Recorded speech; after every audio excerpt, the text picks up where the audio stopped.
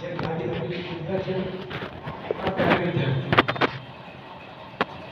कि कहा गया है, जल थल और नभ, ये तीन हमारे जीवन के अंग है। आकाश में हम कोई परिवर्तन नहीं कर सकते, थल में भी हम कोई परिवर्तन नहीं कर सकते, और जल में परिवर्तन करना हमारे हाथ में नहीं है। अब इन तीनों के संयुक्त रूप से, जिनको हम पंचतत्व कहते हैं, और ईश्वर के द्वारा प्रदत्त हमारा जो शरीर है, ये अंत में जो है पंचतत्व में विलीन होना है। और ये हम जानते हैं कि हमारे शरीर को लकड़ी से जलाया जाता है, जो कि हमें वनों से प्राप्त होती है। हम ऐसे जिले में निवास कर रहे हैं जहाँ पर वन का बहुत अधिक महत्व है। अगर वन की बात करें तो उसमें मध्य प्रदेश को भी कुछ क्षेत्रों के या कुछ प्रदेशों के साथ प्रमुख रूप से वन की गिनती होती है। और उसमें भी हम देखें कि बैतूल से लेकर तो छिंदवाड़ा, सिवनी, बालाघाट, मंडला, डिंडोरी, ये जो बेल्ट है, ये हमारा सबसे अच्छा बेल्ट माना जाता है कि जो वनों से सबसे ज़्यादा अच्छा नहीं है। और इसके साथ ही साथ हमने देखे कि मध्य प्रदेश में उज्जैन एक ऐसा जिला है जहाँ पर सबसे कम वन क्षेत्र है। और इसमें हमारा जो बालाघाट क्षेत्र है, इसमें पूरे मध्य प्रदेश में सबसे ज़्यादा वन का क्षेत्र है। आंकड़े कुछ मैंने व्हाट्सएप पे इसमें डाले हैं, उनकी ओर मैं नहीं जाना चाहता, लेकिन यह बात जरूर है कि अंतर्राष्ट्रीय वन दिवस, जैसा सर ने कहा कि इस दिन जो है सूर्य दक्षिणायन से उत्तरायण की ओर होते हैं, और 21 मार्च का दिन वह दिन होता है जो सबसे लंबा दिन होता है। सबसे अधिक अवधि तक सूर्य जो है वह हमारे सामने समक्ष होता है, और रात सबसे छोटी होती है। ये हमारे लिए इसका बहुत अधिक महत्व है। तो 21 मार्च को, नहीं मेरे ख्याल से दिन और रात बराबर होते हैं, मैं भूल रहा हूँ। 21 जून सबसे बड़ा दिन होता है। 21 मार्च को दिन और रात दोनों बराबर होते हैं, और 21 मार्च से दिन बड़ा होना प्रारंभ होता है। और देखा जाए तो 1971 में यूरोपीय कृषि संगठन की 23वीं आम बैठक में 21 मार्च को विश्व वानिकी दिवस के रूप में मनाने का फैसला किया गया।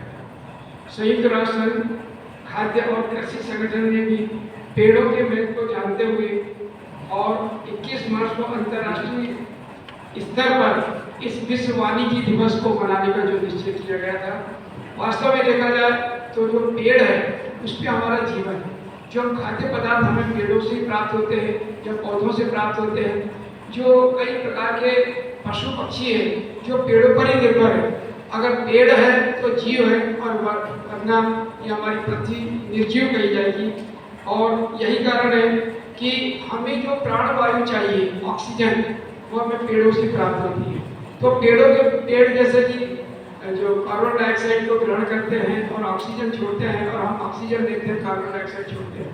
तो अगर पेड़ नहीं है तो आप जीव की कल्पना ही नहीं कर सकते हैं, जीवन की कल्पना नहीं कर सकते हैं। और जितने भी प्रजातियां हैं, चाहे वो आप देखें कीट पतंगे ले लें, पशु पक्षी ले लें, सभी प्रकार के लोगों को वन का विशेष महत्व है, पेड़ों का विशेष महत्व है। और हम जितना भी हमारा स्वास्थ्य है, जड़ी बूटियाँ जो औषधि के रूप में हमें पेड़ों से प्राप्त होती है, हमें ऑक्सीजन तो प्राप्त होती है, शुद्ध वायु प्राप्त होती है। तो हम ये संकल्प करें आज के दिन कि हम हमारे जीवन में कम से कम एक ऐसा पेड़ जरूर लगाएंगे जिसका लाभ हमें और औरों को भी प्राप्त हो। अब दुनिया क्या करती है मैं ये तो नहीं जानता हूँ, लेकिन मैं कोशिश करता हूँ कि हर साल 5 से 10 पीपल और बरगद के पेड़ में जरूर लगाता हूँ। मुझे जहाँ भी इस काले से भी 2-4 में जो पौधे ले गया था, कहीं अगर छोटे छोटे पौधे दिख जाते हैं मुझे, तो मैं उनको ले जाता हूँ, पत्नी में लेके जाता हूँ, कमरे में लगा लेता हूँ। थोड़े बड़े हो जाते हैं फिर किसी को मैं दे देता हूँ। अभी भी एक 5 या 6 पेड़ बड़ी ज़्यादा होगी 6 साल। बरगद के और पीपल के पौधे हैं गमले में, और मेरे घर के आसपास भी 5 बरगद और इसके पीपल के पौधे हैं। तो मैं मानता हूँ कि मेरा जो मेडिकल का 0 बजट है वो इन्हीं पेड़ पौधों के कारण है कि उन पेड़ पौधों के पास में मैं रहता हूँ। और आप भी अब कोशिश करें, ज़्यादा नहीं तो कम से कम जो घर में हम छोटे छोटे डिब्बे में कोई सामान लेके आते हैं उसको फेंकिए, उसमें थोड़ी मिट्टी डाल के जाए, कोई ना कोई आप पेड़ पौधे जरूर लगाए। एक बार याद है कि मैंने कहीं पढ़ा था कि 5 प्रकार के पौधे ऐसे हैं जिनको रखने से घर में लक्ष्मी की वृद्धि होती है, जिनको रखने से घर में लक्ष्मी की वृद्धि होती है। बाद में मैंने इसे साइंटिफिक रिजल्ट ढूंढा, थोड़ी खोजी निगाह है मेरी, तो पता चला कि जो 5 प्रकार के जो पौधे हैं जिसमें बड़, पीपल, नीम और ऐसे आम ऐसे कुछ पौधे थे, और उसमें कैक्टस या आपका जो मनी प्लांट जिसको कहते हैं, और एक जो लंबा कोई पौधा जो मेरे घर में है, कहते हैं कि उसको रखने से घर में सांप नहीं आते, नाग देवता का आगमन नहीं होता। पहले मेरे घर में 2-3 सांप आते जाते रहते थे, जब से वो पौधा आया है तब से मुझे उनके दर्शन नहीं मिले। तो मुझे ऐसा लगा कि जब ऐसे पौधे रहते हैं तो उसमें ऑक्सीजन जब ज़्यादा निकलती है तो हम स्वस्थ रहते हैं, और स्वस्थ रहते हैं तो दवाइयों का खर्चा कम होता है, तो अपने आप घर में बरकत होती है, हमारे विचार अच्छे होते हैं। जब बीमार रहते तो हम भी चिड़चिड़ करते हैं, लोगों से अपना व्यवहार बिगाड़ देते हैं, लेकिन जब हम स्वस्थ रहेंगे तो लोगों के साथ अच्छे प्रेम से रहेंगे। कोई बिजनेसमैन है तो वो अच्छे से लोगों को डील कर सकता है, नौकरी करने वाला अच्छे से डील कर सकता है, अच्छे से बात करेगा तो उसके घर में सदा बरकत है। तो पेड़ों का महत्व हम जो कहते हैं कि इससे लक्ष्मी में वृद्धि होती है, इसमें ये कुछ नहीं है। मैं ये मानता हूँ कि पॉजिटिव चीजें रहने से हमारी काम करने की इच्छा बनी रहेगी, और इस कारण हमारे घर में बरकत होगी। और नहीं तो हम दुकान नहीं जाएंगे, काम पे नहीं जाएंगे, नौकरी पे नहीं जाएंगे, हमारी तनख्वाह कटेगी, हमारे धंधे पे असर पड़ेगा, तो अपने आप बरकत कम होती है। तो इसीलिए पेड़ों का तो अपना महत्व है। और ऐसे पेड़, मान लीजिए कि आपने नीम का पौधा या पेड़ लगाया है, ये यकीन मानिए कि 100 रुपए महीने की आपकी बचत हो गई अगर आप उस नीम के पौधे का उपयोग करते हैं। कैसे? आप बतौर करना चालू कर दीजिए, आपका पेस्ट का खर्चा बच जाएगा, प्लस का खर्चा बच जाएगा, है नहीं? गिलोय एक ऐसी चीज है जिन लोगों ने गिलोय की जड़, उसके पत्ते या उसकी डंठल, उसके जो भी काढ़ा पिया है, उनको कोरोना से दवाइयाँ ज़्यादा देने की आवश्यकता नहीं पड़ी, अस्पताल जाने की नौबत नहीं है। अभी कुछ दिन पहले ही मैंने हमारे जो महाविद्यालय के साथी है संतोष द्विवेदी, उनके घर से बहुत लंबी जो है जड़ और उसकी टहनी ले गया था मैं गिलोय की, और काफ़ी अच्छा उसका पाउडर बना के रख दिया हूँ। और मैं खुद भी जो है रोज गिलोय, सौंठ, काली मिर्च का काढ़ा रोज पीता हूँ, मदर भी पीती है, और मैं समझता हूँ कि मेरे परिवार में, बल्कि पूरे खानदान में सबसे कम दवाइयों का खर्चा है, ये मैं महसूस करता हूँ। तो तुलसी के पत्ते, तुलसी आप लगाइए। हम तुलसी को पूज्य क्यों मानते हो? इसलिए पूज्य मानते हैं कि उसमें ऑक्सीजन है, वो औषधि गुण है। पीपल में औषधि गुण है। एक पीपल के जो लाल अभी पत्ते निकल रहे हैं, आप एक पत्ता रोज खा लीजिए, आप यकीन मानिए कि आपका हाजमा खराब नहीं होगा, आप स्वस्थ रहेंगे। अभी 14 अप्रैल से लेकर 14 मई तक सूर्य जो मेष राशि में होता है, ऐसा हम ज्योतिषी मानते हैं, अम्बेडकर जयंती आप याद रखिए। पीपल की जो लाल लाल पत्ते निकलते, सॉरी नीम की जो लाल पत्तियां निकलती है ना, एक ऐसे भी महाराष्ट्र में परंपरा है कि गुड़ी पड़वा के दिन जो है नीम की पत्तियां खाई जाती है ना। तो उसके पीछे हमारा सब साइंटिफिक रीजन है कि 14 अप्रैल से 14 मई तक सूर्य जब मेष राशि में होता है, जिन्होंने लाल पत्तियां नीम की रोज चबानी, सुबह 1, 2, 4, 5, 6, 10, 20 जितनी आपकी शक्ति हो, वो थोड़ी मीठी लगती है, शुरू में कड़वी लगे तो मीठी लगने लगती है, तो पूरे साल भर आपको चर्म रोग नहीं होगी, दांत, काज, खुजली, फोड़े, फुंसी, ये कुछ नहीं होगा।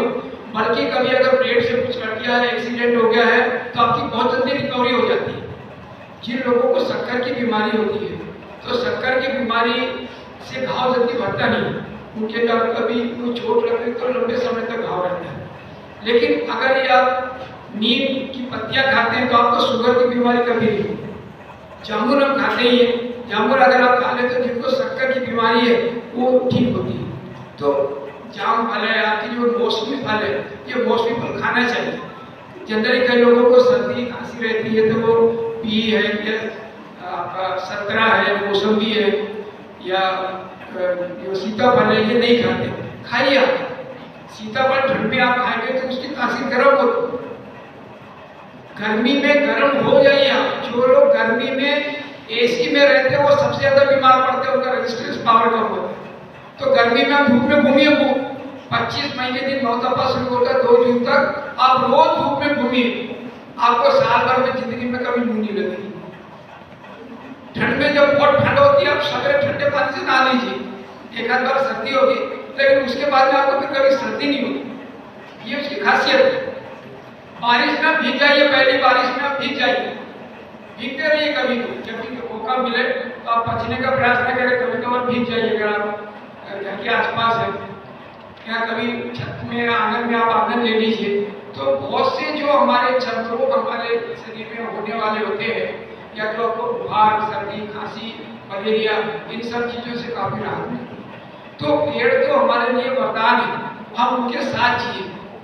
और ऐसे भी कुछ बातें कहा गया कि पेड़ से अगर आप निपटते हैं तो आप बहुत सी बीमारियां आपकी ठीक हो जाती हैं। चिपको आंदोलन की जैसे बात हुई थी, सुगेलाल बोगड़ा का जो आंदोलन था, ऐसा ही बालाघाट में भी एक आंदोलन चिपको वाला हुआ था, पेड़ बचाए, लेकिन गलत जगह था कि जहाँ पर वो बाईपास निकलना था, उसके लिए वो बाईपास को रोकने के लिए पेड़ों से चिपक गए। और मैं आपको मानूं कि लगभग 100% लोग ऐसे पेड़ों से चिपके थे जो उस रोड में कभी घूमने जाते हैं। और जिस समय वहाँ रोड बनने वाली थी, सैकड़ों की संख्या में लोग वहाँ घूमते फिरते, तब कोई नहीं घूमता, सब घर में सोते, व्हाट्सएप चलाते रहते या टीवी देखते रहते। तो हम नेचुरल कहें, किसी को हम ज़्यादा यात्री न माने, लेकिन कोशिश करें कि आप कभी कभी जो कोमल पत्तियाँ, चाहे वो नीम की हो, तुलसी की हो, बड़ की हो, उसके पत्ते खाते हैं। एक और होती है सतावर। सतावर जिन लोगों को याद होगा कि हमारे यहाँ जो नारकोल के दिन उस सतावर की पत्तियों को, जड़ को खाया जाता है ना। तो जिन लोगों क्या संतान नहीं होती है, वो अगर उस दिन नारकोल के दिन अगर वो सतावर की जड़ खा लेते हैं तो उनमें जो संतान उत्पत्ति की शक्ति अगर खत्म हो गई तो वो आ जाती है। तो वो एक बहुत बड़ी चीज है। और ऐसी जो जड़ी बूटियां हैं, जितने लोग करोड़ों कमा रहे दवाइयों, ये सब जड़ी बूटियां हैं। बैयर हमारा एक ऐसा क्षेत्र है जहाँ से करोड़ों अरबों की वनस्पति बाहर एक्सपोर्ट होती है। अभी एक डॉक्टर सारंगपुर करके किरनापुर में रहते हैं, तो उन्होंने फार्मूला खोजा है हमारी जड़ी बूटियों के ऊपर से। तो उनको 1,25,00,000 रुपए नकद और चरक जितने भी उनके फार्मूले की दवाइयाँ बनाएगा उस पर 6% रॉयल्टी को ऑफर दिया था। लेकिन उनको लगा कि जो चरक मुझे ऑफर देना है, यानी ये मान के चलिए कि हर वर्ष करोड़ों की कमाई हुई, उन्होंने कहा कि नहीं, आज ये दे रहा है, कल हो सकता है, उन्होंने उस ऑफर को ठुकरा दिया और अपनी खुद की दवाइयाँ वो बना रहे हैं। तो निश्चित रूप से हमारे शरीर में, हमारे मन में कोई कमजोरी है, कोई बोल नहीं पाता है, तो उसके लिए कहते हैं कि जो पच करके लकड़ी आती है, उसको अगर बच्चे को चुसाया जाए तो उसकी बोलने की शक्ति आ जाती है। तो बहुत सारी बातें हैं, इतनी बातें इतने कम समय में कहना संभव नहीं है, फिर भी मैं आपको कुछ जानकारी दे सका तो ये मेरा सौभाग्य है। और थीम सर ने बता दी है, वरना मैं जो इस वर्ष की थीम बताने वाला था, लेकिन ठीक है, जो भी उत्पाद है उनका उपभोग भी किया जाए। ऐसा नहीं कि हम केवल पेड़ लगा रहे उसका उपयोग नहीं करें, हम उपयोग भी करें और उसको पैदा भी करें। पेड़ अगर नहीं कटेंगे सड़क के किनारे से तो सड़क चौड़ी नहीं होगी, एक्सीडेंट ज़्यादा है ना। जब जीवन ही नहीं रहेगा तो पेड़ों का क्या काम है। लेकिन हम कोशिश करें कि जहाँ पर हम लगा सकते हैं नहीं लगाइए। और कुछ नहीं तो मैं ये मानता हूँ कि जैसे हम दीपक बनकर रहे कि हम दुनिया को रोशन नहीं कर सकते, लेकिन हम जहाँ रहेंगे वहाँ रोशनी फैलाएंगे। इसी प्रकार से अब जहाँ आप रहते हैं वहाँ गमले में जो पुरानी बाल्टी हो जाती है, पेंट करते हैं डब्बे बाल्टी जो है, उन सब में छोटे छोटे पौधे, मनी प्लांट है, तुलसी है, बड़ है, पीपल है, ऐसा लगाइए। तो उससे कम से कम आपके घर का वातावरण अच्छा रहेगा, आप स्वस्थ रहें, मस्त रहें। इन्हीं शुभकामनाओं के साथ मैं